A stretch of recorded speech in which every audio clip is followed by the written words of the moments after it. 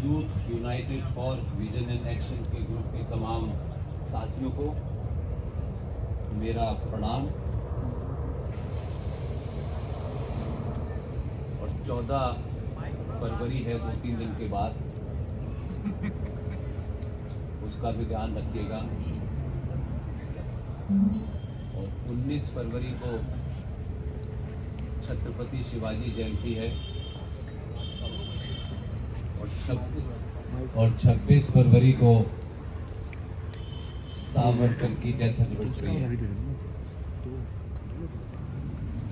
एक बहुत बड़े लिटरेरी फिगर थे। हम जब अपने दौर में, हमारा जो बर्थ है वो अलीगढ़ मुस्लिम विश्वविद्यालय में हुआ, वहीं से स्कूलिंग की, फिर उसके बाद से पीजी किया, फिर जर्नलिज्म किया। तो अलीगढ़ यूनिवर्सिटी की ज़िंदगी के बारे में एक अलग राय हो सकती है आपकी, लेकिन वहाँ ढाबे चलाते थे बहुत, और रात में 2-2, 3-3 बजे तक उसके ऊपर लोग बैठते थे। और कोई 30-40 हज़ार की जो कैंपस की स्ट्रेंथ थी, उसमें एक ही फैमिली थी हमारी।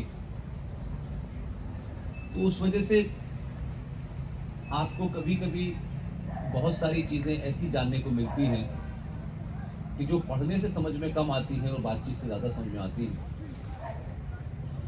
इसलिए जिसका जेर ज़बर और नुक्ता दुरुस्त हो, वो फिर कहीं मात नहीं खा सकता।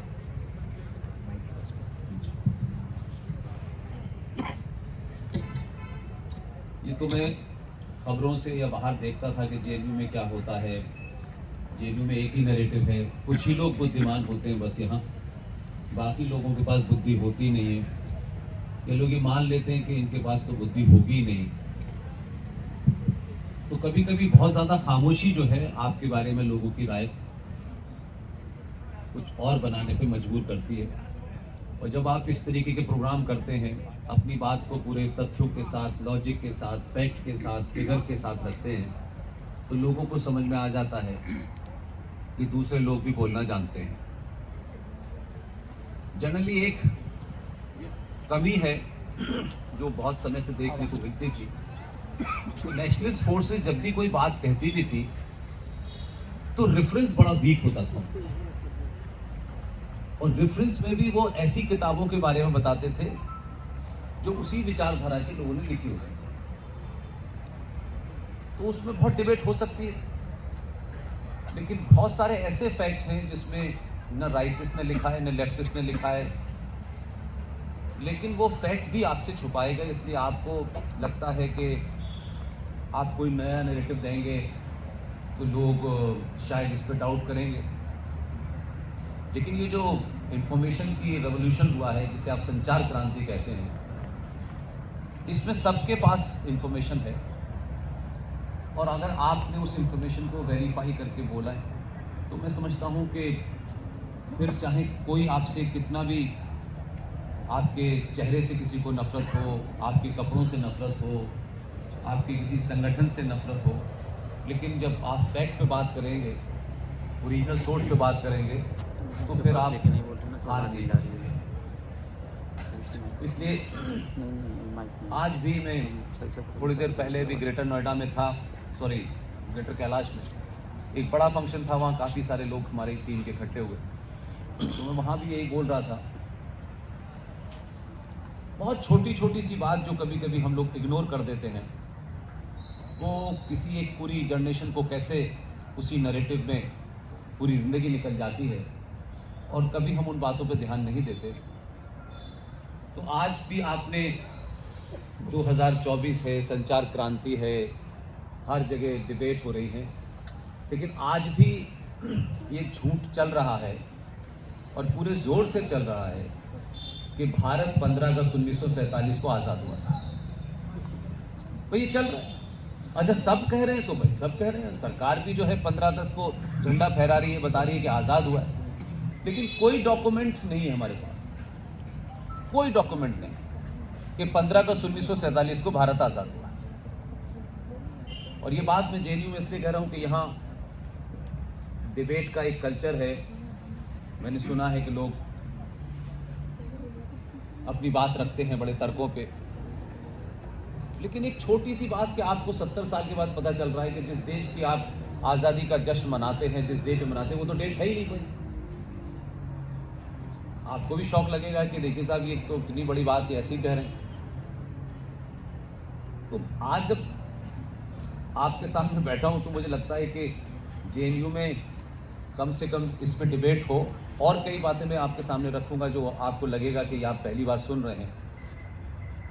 15 अगस्त 1947 को ट्रांसफर ऑफ पावर हुआ है, आज़ादी नहीं हुई।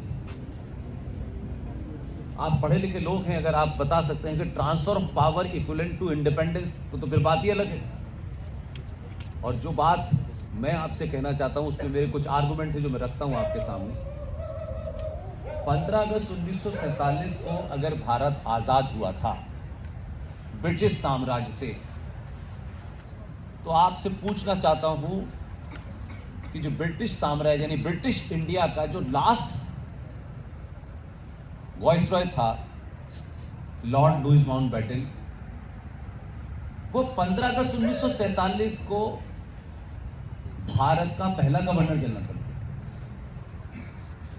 ये कैसी आज़ादी थी कि माउंटबेटन वाइसरॉय भी था लास्ट ब्रिटिश सरकार का, और 15 अगस्त को सो कॉल्ड आज़ादी का दिन जिस दिन मनाया, उस दिन वो शाम को हमारे देश का पहला गवर्नर जनरल बना। और उसके बाद में 1948 के आसपास उनका ट्रांसफ़र हो गया यहाँ से बर्मा, और हमारे चचा जान वो नहीं उन्हीं के नाम पे है, आपको चचा तो कह ही सकते हैं। जो लोग पिताजी के रिश्ते के बराबर होते हैं उनको चचा ही बोलते हैं ना, और तो कुछ नहीं बोलते। तो अब उन्होंने, उनकी एक चिट्ठी है जो क्लेमेंट एटली उस वक्त के प्राइम मिनिस्टर थे, उनके कैबिनेट की उससे निकाली हुई चिट्ठी है। वो चिट्ठी है 28 अप्रैल 1948 की। और क्योंकि माउंटबेटन का ट्रांसफ़र बर्मा हो गया था, तो नेहरू जी चिट्ठी लिख रहे हैं एटली साहब को, और उसमें कह रहे हैं कि मैं आपसे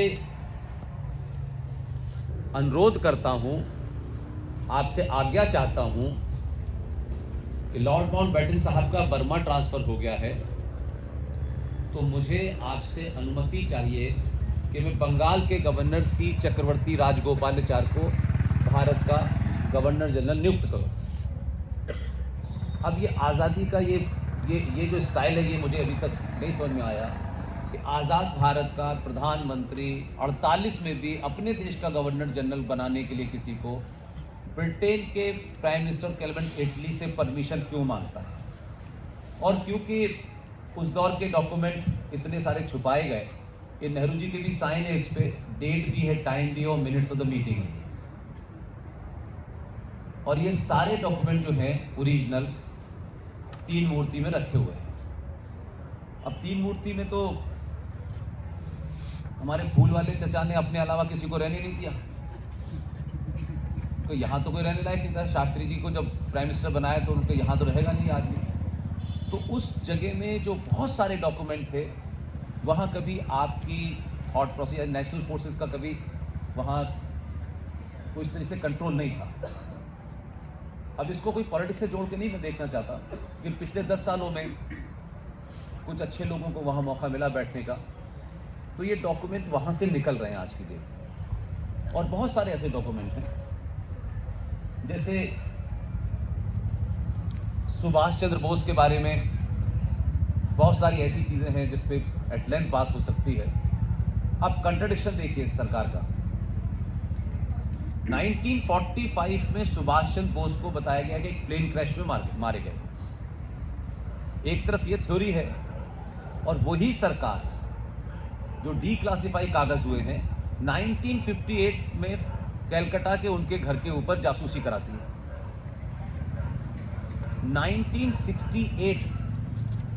1968 तक भारत की जो इंटरनल इंटेलिजेंस थी हमारी, जिसे आज आप आईबी कहते हैं, तो जो हमारी आंतरिक सुरक्षा के जितने भी ऑपरेटर्स थे, उस पूरी आंतरिक सुरक्षा की सारी एनालिसिस करने के बाद कंपलसरी ग्रेट ब्रिटेन की जो खुफिया एजेंसी है, जो सीक्रेट सर्विस है MI5, यहाँ से आईबी उस फाइल को इंटरनल सिक्योरिटी को तैयार करती थी और ऑफिशियली 68 तक ग्रेट ब्रिटेन जाती थी। और हमें बताया जा रहा है हम आज़ाद हैं। संविधान को लेकर बहुत बात होती है हमारे यहाँ, लोग बहुत टची है संविधान को लेकर के। संविधान में जो 1935 का गवर्नमेंट ऑफ इंडिया एक्ट है, ऑलमोस्ट उसकी फोटोकॉपी है। तो आजादी का क्या मतलब, मुझे समझ में नहीं आया। कुछ अंग्रेज चले गए, कुछ रह गए। और क्लासिक बात आपको बताऊं, इसी संविधान के अंदर एक आर्टिकल था 333, आपने कभी से सुना भी नहीं होगा। 333 एक आर्टिकल था। उस आर्टिकल में क्लासिक चीज क्या थी, संविधान 26 नवंबर 1950 को बनके लागू हो गया हमारे यहाँ, लेकिन उसमें एक धारा थी 333 और वो बड़ी अजीबोगरीब थी सब। ब्रिटिशर्स यहाँ से चले गए तो बहुत सारे ब्रिटिशर्स ने यहाँ हमारे यहाँ की हिंदुस्तानी महिलाओं के साथ शादी भी की और बहुत सौ के उनके लिव इन रिलेशन भी थे। अब जब वो यहाँ से चले गए, जब भारत का संविधान बन रहा है और अंग्रेज जा चुके हैं और आज़ादी मिल गई है और संविधान आप अपने मन से बना रहे हो, तो आर्टिकल 333 क्या था, वो जाते जाते बहुत सारे लोगों का इंतजाम कर। और आर्टिकल 333 ये कहता था कि ब्रिटिश पेरेंट्स से, यानी भारतीय महिला और ब्रिटिशर पुरुष से जो संतानें उत्पन्न हुई उनका क्या होगा। तो वो खुद तो गए, उनका भी इंतजाम कर गए। और धारा 333 के अंदर ये कहा गया कि ऐसी तमाम संतानों को जिनसे यहाँ उनके लिव रिलेशन थे या शादी की, तो जो संतानें पैदा हुई, अब वो उनको आधी तीतर आधी बटेर वाली कहानी है, लेकिन उनको एक नाम दिया गया कि ये तमाम सारे लोग एंग्लो इंडियन कहलाएंगे। और संविधान की धारा 333 के तहत ये कहा गया क्योंकि ये यहाँ रहेंगे तो इनके भी राइट्स होंगे, इनकी भी से होनी चाहिए पार्लियामेंट में। तो भारत के संसद का जो टोटल सीटें हैं वो आज की डेट में 545 है, लेकिन इलेक्शन 543 पर होता है। तो 2 सीटें एंग्लो इंडियंस के लिए राष्ट्रपति द्वारा नामित की जाएंगी, क्योंकि उनकी भी बात जरूरी है। हमने इसको कई फोरम्स को उठाया, लोगों ने वेरीफाई किया। और एक दिन पार्लियामेंट की एक डिबेट में देखा कि वो रविशंकर प्रसाद उस जमाने लॉ मिनिस्टर होते थे, उन्होंने अनाउंस किया कि हम धारा 333 हटा रहे हैं। लेकिन क्योंकि उतने डीपर इंफॉर्मेशन उसमें नहीं है हमारे पास, तो ये बात मुझे पार्लियामेंट से पता चली। उन्होंने कहा हम इसको इसलिए हटा रहे हैं कि पूरे देश की जनसंख्या हमने की तो पता चला कि ये एंग्लो इंडियन कम्युनिटी सिर्फ 262 है।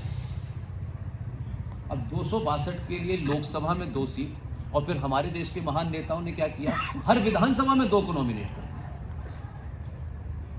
तो हम तो अभी तक, अब आप पार्लियामेंट में आज ये हो गया कि ये कानून हट गया, वो कानून हट गया, अभी तक आप उस लेगेसी से पीछे नहीं छोड़ा पाए। तो अभी भी वही चल रहा है। तो किताबें, कोर्सेज की बात तो बहुत बात की बात है, जहां रोज बहस होती है हमारे यहाँ, वो आज भी चल रहा है। उसी तरीके से संविधान के अंदर जो बातें नहीं कही गई, ये ऐसा क्लासिक कंट्री है कि जो चीज संविधान में नहीं थी उसको पार्लियामेंट ने पास कर दी। अब पार्लियामेंट ने पास कर दी है, चैलेंज कोई कर नहीं रहा है, सरकार की मेजॉरिटी थी, अब आप उसको भी बर्दाश्त करिए। तो आप मुझे बताइए कि जब संविधान सभा की मीटिंगें हो रही थी तो उसमें अयंगर साहब भी थे, नेहरू जी भी थे, पटेल भी थे, अंबेडकर भी थे, तो उस वक्त सेकुलरिज्म के ऊपर बहुत डिबेट हुई उस वक्त। तो सबने, यानी अयंगर ने भी उसको रिजेक्ट किया, नेहरू जी ने भी रिजेक्ट किया, अंबेडकर। उस डिबेट्स में जो भारतीय संस्कृति कह लीजिए या जो सिविलाइजेशन है, उसका जो बड़ा स्ट्रॉन्ग आर्गूमेंट है वो अंबेडकर का है। अंबेडकर ने कहा कि भारत के अंदर ये जो सेकुलर बात कही जा रही है कि इसको सेकुलर रखा जाए और सेकुलर वर्ड डाला जाए, ये सेकुलरिज्म जो है ये यूरोप की थ्योरी है बेसिकली। तो उसमें कहा कि अंबेडकर ने कहा कि यहाँ तो बहुत पहले से बहुत अलग अलग मज़हब के लोग आए यहाँ बैठे, उनका फेथ क्या है, वो क्या पूजा करते हैं। किसी ने आज तक न किसी को मारा, न कोई ऐसी यहाँ कोई ऐसी वो मिलती है। तो उन्होंने कहा कि जो भारत की सभ्यता की जो ताकत है, जो यहाँ के लोगों के खून में है, यहाँ की मिट्टी में है, उसको सिर्फ सेकुलर शब्द लिख के संविधान में छोटा मत करेंगे। तो कुल मिला के चारों पांचों लोगों ने उसको रिजेक्ट कर दिया। अब इस पार्टी को छोड़ दीजिए जो वर्तमान सत्ता में है। जब भी इस देश में यानी सेंट्रिस्ट यानी कांग्रेस हो या लेफ्ट से मिलीजुली सरकार हो, जैसे ही सत्ता से बाहर होती है, फौरन एक नारा लगता है कि देखो ये वो लोग आ गए नाथूराम गॉडसे कि अब ये संविधान बदल देंगे। ये हर बार लगता था ना। तो ना तो नाथूराम गॉडसे के लोग आए, लेकिन ये जरूर हुआ कि ड्यूरिंग इमरजेंसी जब बहुत सारे नेता जेल में थे, तो आपने चुपचाप 42nd अमेंडमेंट के तहत भारत के प्रियम्बल में बिना बहस के सोशलिज्म और सेकुलरिज्म शब्द जोड़ दिया। और कितने सोफिस्टिकेटली आपको मतलब कुछ और बताया और वहां कुछ और था। तो आम पब्लिक के अंदर एक धारणा बन गई है कि हमारा जो संविधान है वो धर्मनिरपेक्ष है।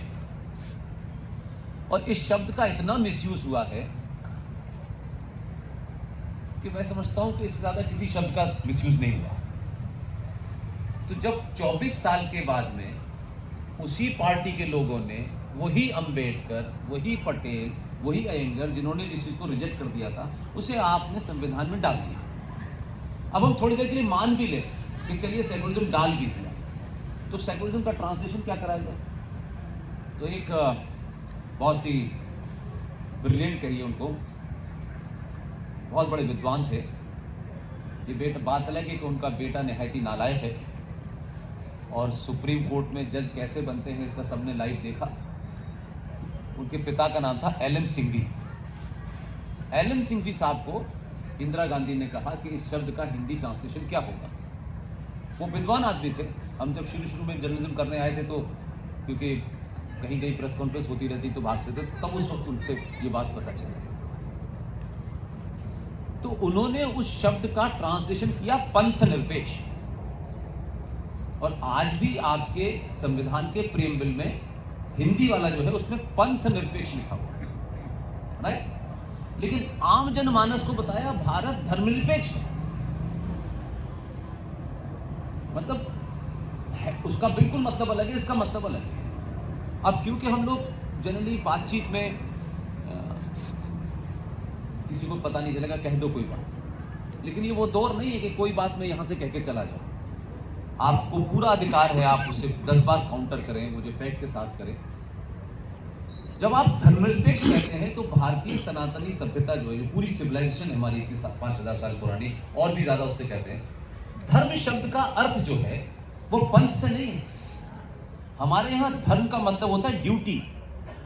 माँ का धर्म क्या है, पिता का धर्म क्या है, राजा का धर्म क्या है, हर एक की ड्यूटी तय है, उसका कर्तव्य, उसकी ड्यूटी क्या है। भाई आपकी ड्यूटी क्या है, आपकी ड्यूटी क्या है, उसे ही धर्म कहते थे। लेकिन इस्लामिक इन्वेजन के बाद यहाँ जो स्थिति थी, उसमें कोशिश की गई कि कोई ऐसा रास्ता निकाले कि सब गुडी गुडी लगने लगे।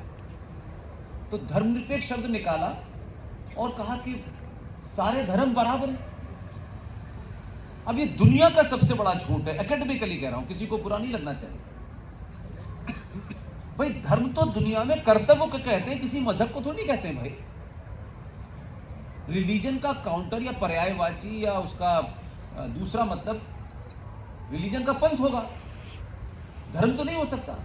तो जब आप ये कहते हैं सारे धर्म बराबर है, तो सारे धर्म हो तब बराबर होंगे ना। घोड़ों में होगी, घोड़े गधे में होगी। भाई आप कंपैरिजन तो अलग अलग चीजों में करेंगे ना, तो एक तो है ही नहीं। तो हम कर्तव्य ड्यूटी की बात कर, सूरज का कर्तव्य क्या है?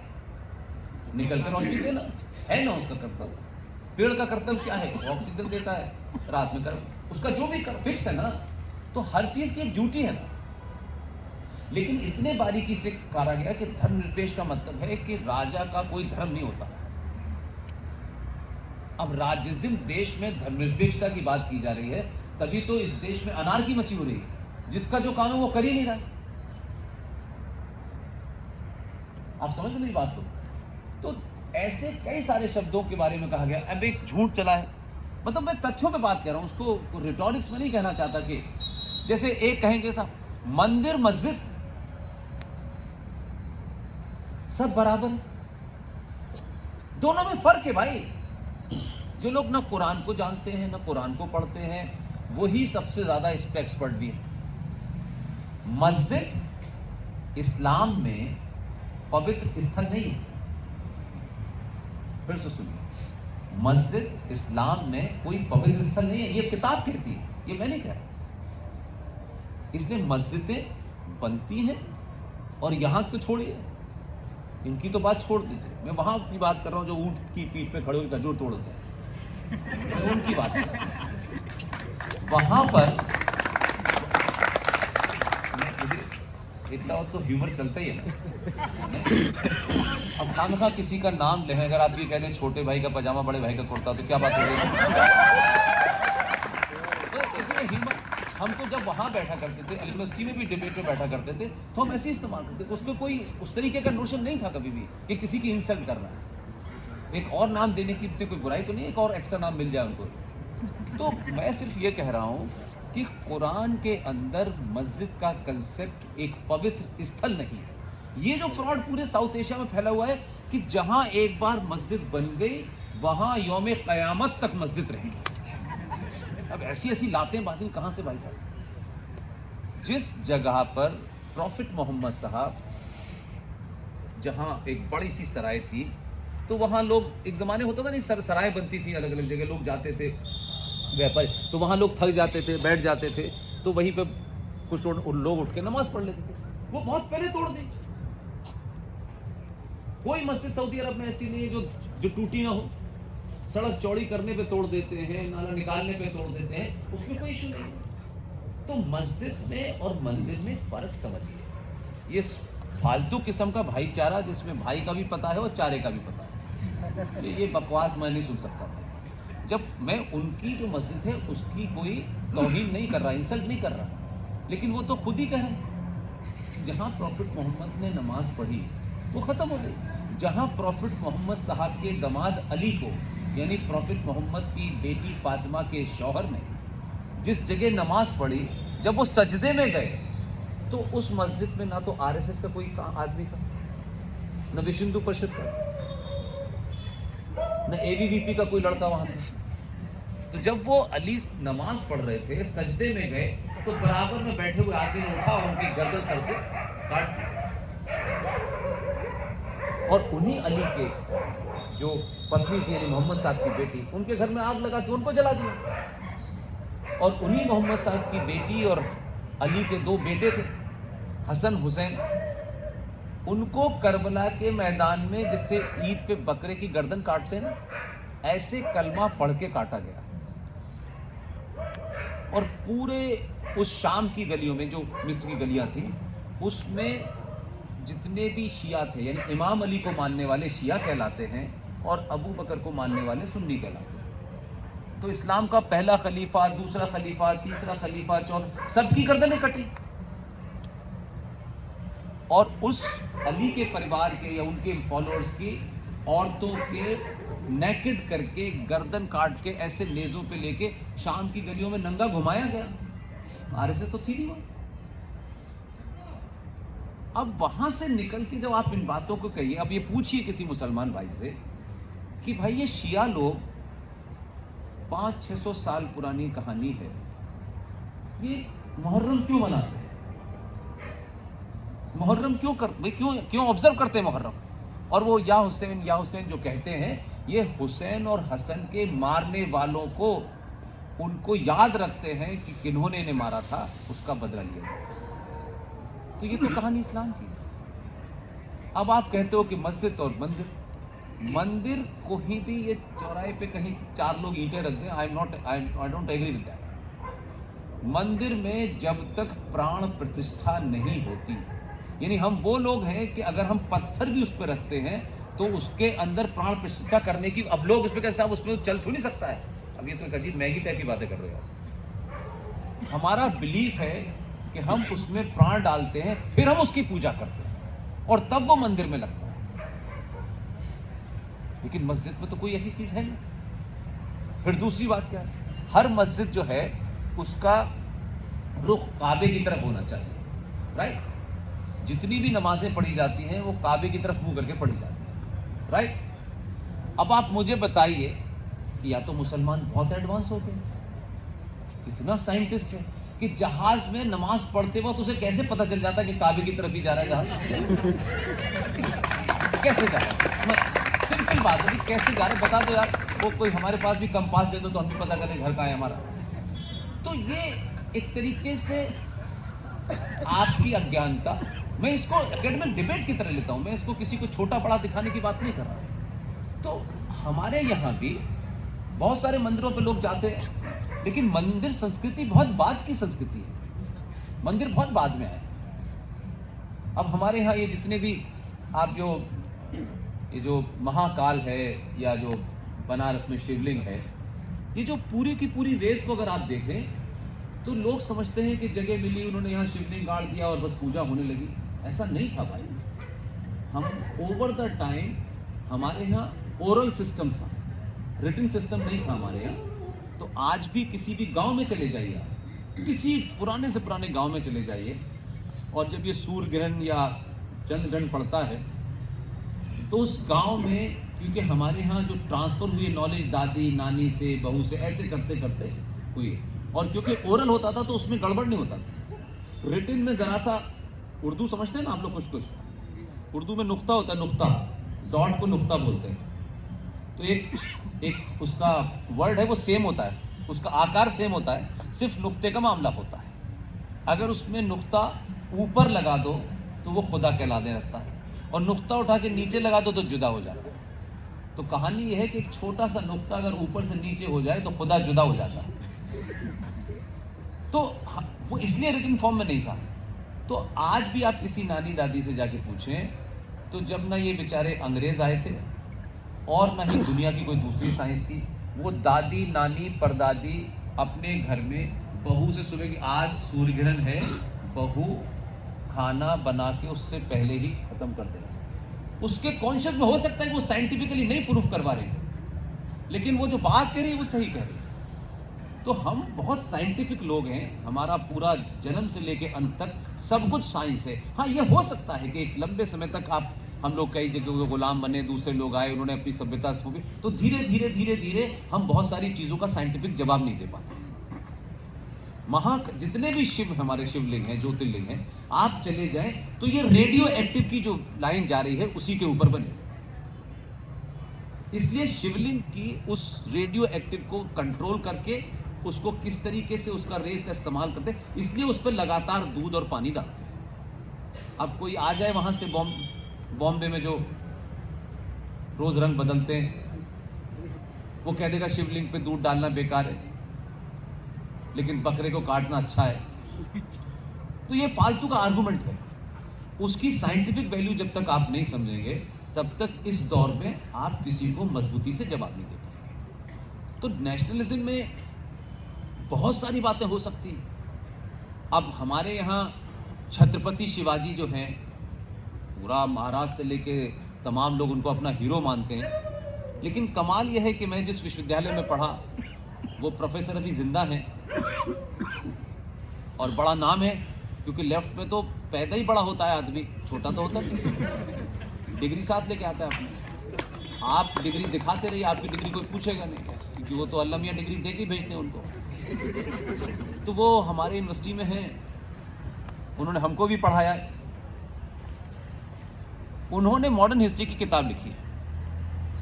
अब मॉडर्न हिस्ट्री की वो किताब, जितने बच्चे यहाँ बैठे हैं, आप में से जो भी IAS PCS का एग्जाम देगा, अगर आपके पास मॉडर्न हिस्ट्री का पर्चा है आपको, तो उस किताब में जो लिखा है वही आपको लिखना पड़ेगा।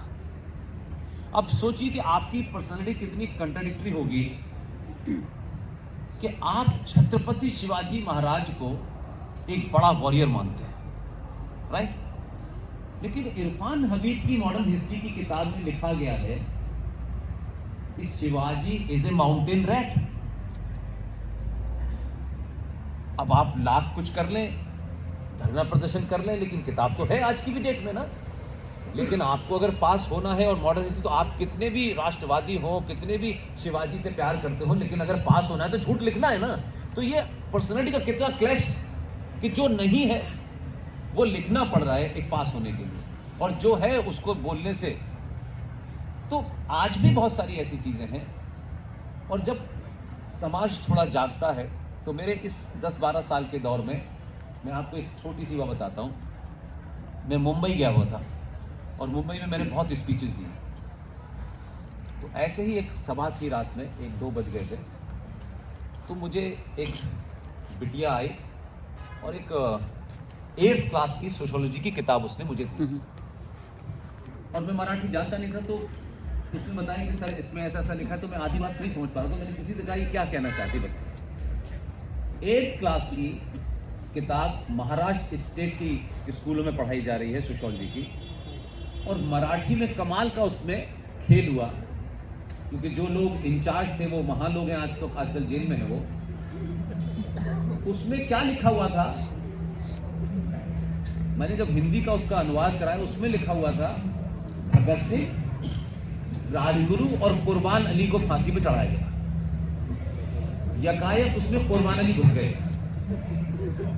अब आप मुझे बताइए, आप यहां बैठे हैं, मैं यहां हूं, और अगर ये 10 साल तक बात अगर नोटिस में नहीं आती, तो जो बच्चा अभी 10वीं से निकलेगा वो कहेगा आप झूठ बोल रहे हैं, हमें तो कुर्बान अली बताया गया है।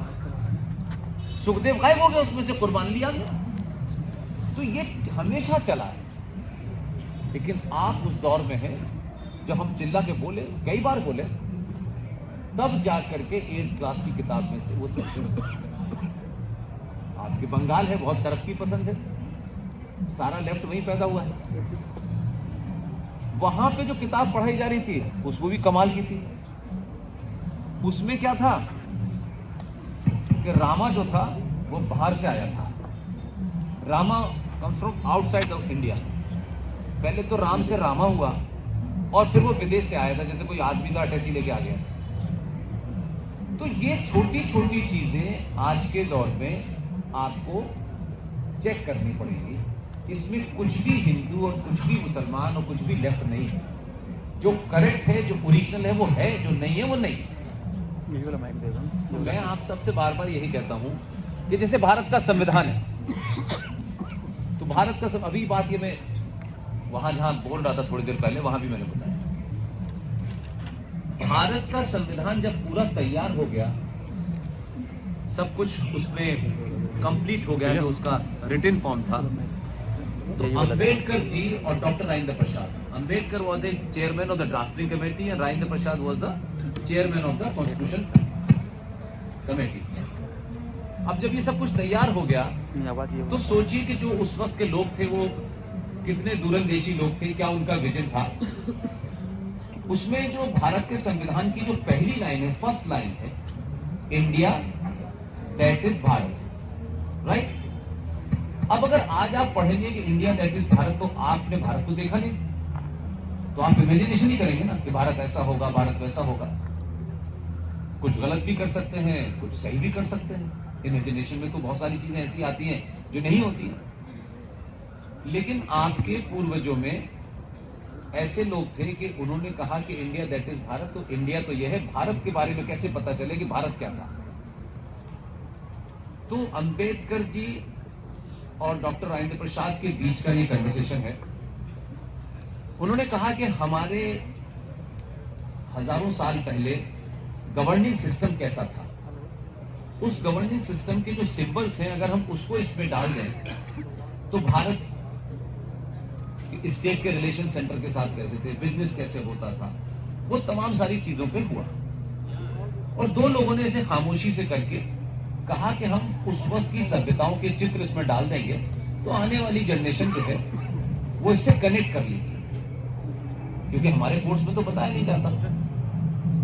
तो उन दोनों लोगों ने मिलकर के बंगाल के शांति निकेतन के अंदर, वहां बहुत बड़ा एक ग्रुप था जो आर्ट वगैरह बनाता था, उसमें नंदलाल बोस को बुला करके ये बात हुई और नंदलाल बोस के जो सबसे प्रिय शिष्य थे उनका नाम था राम विभोर सिन्हा, और ये जबलपुर के रहने वाले थे। तो ये हुआ कि उनको संविधान दे दिया गया, और संविधान को पढ़ पढ़ के कि कहां पे क्या क्या हो सकता है उसमें आप चित्र डाल दीजिए जिससे लोग कनेक्ट कर लें। हो सकता है आज टेलीविजन आ गया, उन लोगों ने नहीं सोचा होगा ना टेलीविजन आएगा कि नहीं आएगा, तो वो तमाम सारी चीजें उसमें पड़ी। तो भारत के संविधान के पहले पेज पर अब अगर ये ओरिजिनल संविधान में सारी चीजें डाली गई थी, तो फिर किन लोगों के षड्यंत्र से वो पास हो गए, साइन हो गए। वो कॉपी ओरिजिनल लोकसभा के अंदर हीलियम गैस में रखी हुई है, अभी उसकी कुछ फोटोकॉपी भी छपी है, उसकी एक कॉपी हमारे पास भी है। उसमें कुल मिलाकर 22 चित्र लगे हुए। अब संविधान आप खोलेंगे, जहां that India that is Bharat लिखा हुआ है, उसके ऊपर नंदी की तस्वीर बनी हुई है। तो उस वक्त के लोग जिनका बीजेपी से, आरएसएस से कोई संबंध नहीं, लेकिन वो एक लॉन्ग टर्म में देख रहे थे कि नेक्स्ट जनरेशन को कैसे बनाएं। उसी संविधान के पेज नंबर 5 पे भगवान राम, सीता और लक्ष्मण की तस्वीर बनी हुई है। उसी में कृष्ण जी की है, उसी में छत्रपति शिवाजी की है, उसी में रानी लक्ष्मीबाई की है, उसी में सुभाष चंद्र बोस की है। तो अब वो सारे के सारे पिक्चर हटा दिए गए, बाद में हटाए ना, उस वक्त सब लगे थे। तो अब क्योंकि हम वो उस मुहिम को चला रहे थे, तो पता चला कि जो अभी अभी नई पार्लियामेंट बनी है, तो उन्होंने क्या किया है कि नई पार्लियामेंट में जितने एमपी थे सबको एक झोला दिया है, और उस झोले में ओरिजिनल संविधान की फोटोकॉपी लगा दी है। अब उससे बड़ा पेट में दर्द है लोगों के। भाई वो ये कह रहे हैं कि भाई हमारी संसद नहीं बनी है, लेकिन हम वही वाला संविधान देंगे। उस संविधान में न सोशलिज्म है न सेक्युलरिज्म है। तो अब ये कह रहे हैं इन्होंने हटा दिया है भाई, वो उसमें वही कॉपी छपाई है और उसमें सारी तस्वीरें लगी हुई है। तो अगर वो नंदी की तस्वीर कहां से ली गई है, वो नंदी की तस्वीर इस समय जो बनारस में विष्णु शंकर जैन और हरिशंकर जैन जो मुकदमा लड़ रहे हैं, तो आप सोचो कैसा टेम्पर हुआ है। उस जगह का नाम है ज्ञानवापी मंदिर। वो ज्ञानवापी मस्जिद हो गई है। ज्ञान का मस्जिद से क्या संबंध है?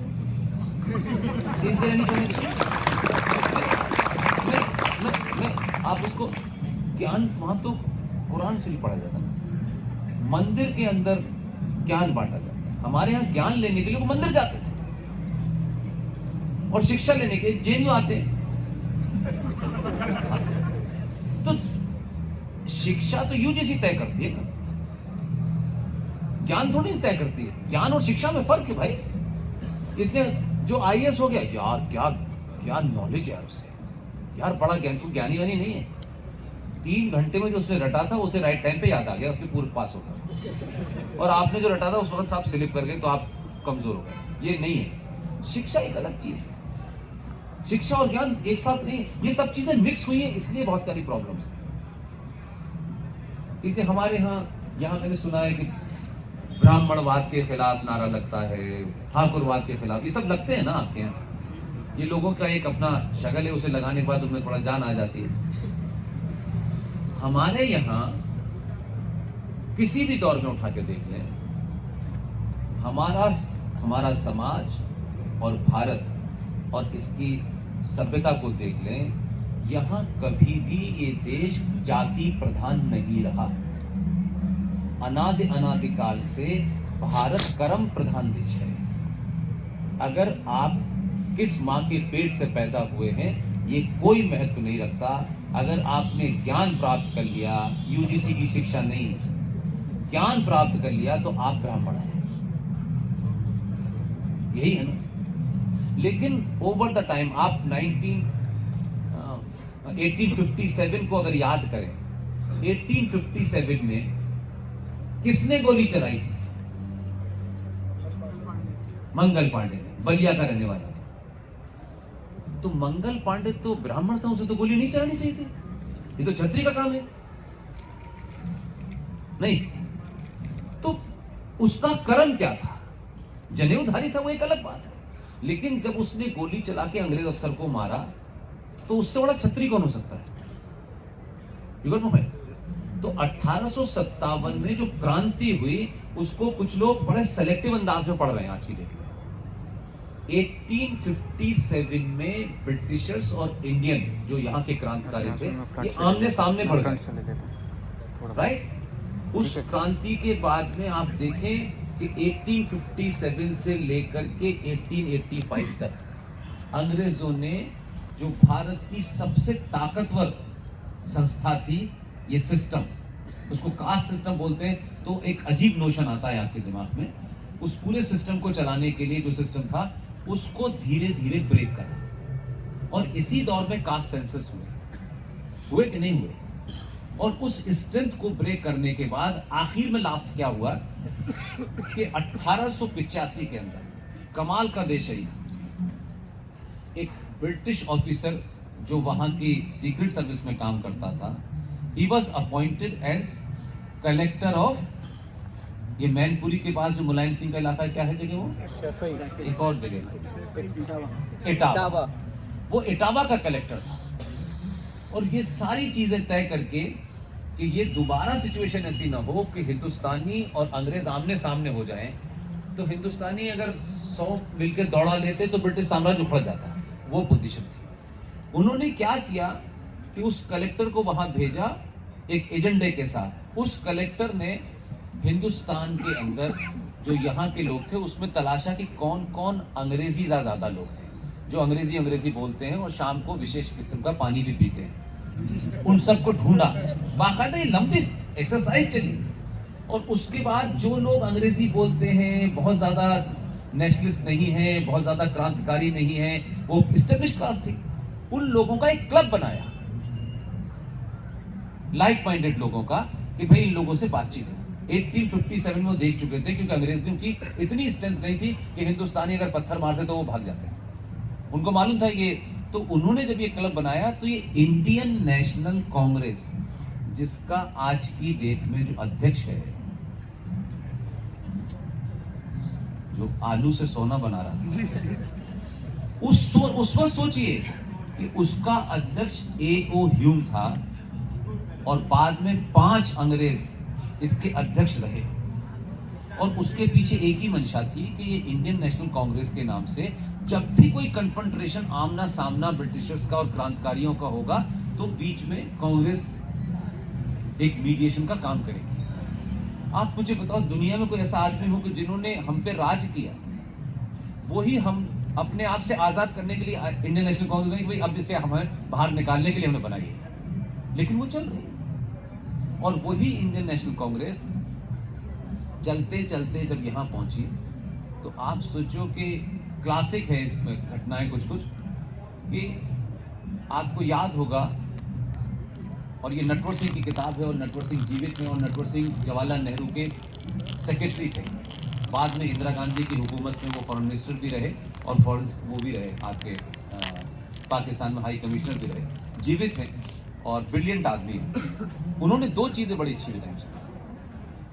1961 में एडविना माउंटबेटन, चचा की दोस्त, वो कहीं इंडोनेशिया के किसी टापू पर छुट्टी मनाने गए थे, और वहां उनकी हार्ट फेल होने से डेथ हो गई। अब ये नटवर सिंह लिख रहे हैं, पेज नंबर 40 पर लिख रहे हैं, ये तीसरा पैरा या दूसरा पैरा, कि जब उनकी डेथ हो गई और ये खबर यहां पहुंची, तो नेहरू जी ने भारत की संसद में शोक प्रस्ताव पारित किया। भाई वो लोकसभा की मेंबर नहीं थी, राज्यसभा की मेंबर नहीं थी, तो जब वो सदन की मेंबर नहीं थी तो फिर उस किस बात के लिए उनको शोक प्रस्ताव पास। लेकिन बहुत सारी ऐसी दोस्तियों की तो सार्वजनिक नहीं की जा सकती। तो उस वक्त ये हुआ, और 79 की घटना, जब जेपी का पूरा मूवमेंट पूरे देश में चल रहा था, याद है जेपी आंदोलन शताब्दी 11 से जब वो निकल के आए थे, तो उस वक्त जेपी बीमार थे, और काफी समय तक 2 बार उनके डेथ की खबर भी आ गई, क्योंकि रेडियो था, टेलीविजन नहीं था। तो जेपी की भी डेथ हो गई 79 में। अब 79 में जनता सरकार थी, लेकिन अंदर सिस्टम क्या था, 79 में आयरिश रिपब्लिकन आर्मी नाम की एक ग्रुप था, जो वहां इंग्लैंड से कुछ पोर्शन को अलग करने के लिए युद्ध लड़ रहा था। आईआरए का नाम आपने सुना होगा, वो सब बहुत ही स्ट्रांग लोग थे। तो एडविना माउंटबेटन के पति 79 में आईआरए के उस इलाके के अंदर किसी बोट पर बैठ करके, एक टूना मछली होती है जिसे खाने से उनको लगता था फायदा होगा, तो वो पकड़ रहे थे और आईआरए वालों ने उनकी बोट के नीचे बम लगा दिया और धमाका हुआ और उनकी डेथ हो गई। ठीक है सर। भारत से 2 नेवी के फ्लीट यहां से वहां गए और अंतिम सलामी देके आए। भारत आजाद। और जेपी को भारत की संसद में श्रद्धांजलि नहीं दी गई, ये कहते हुए कि भाई ये तो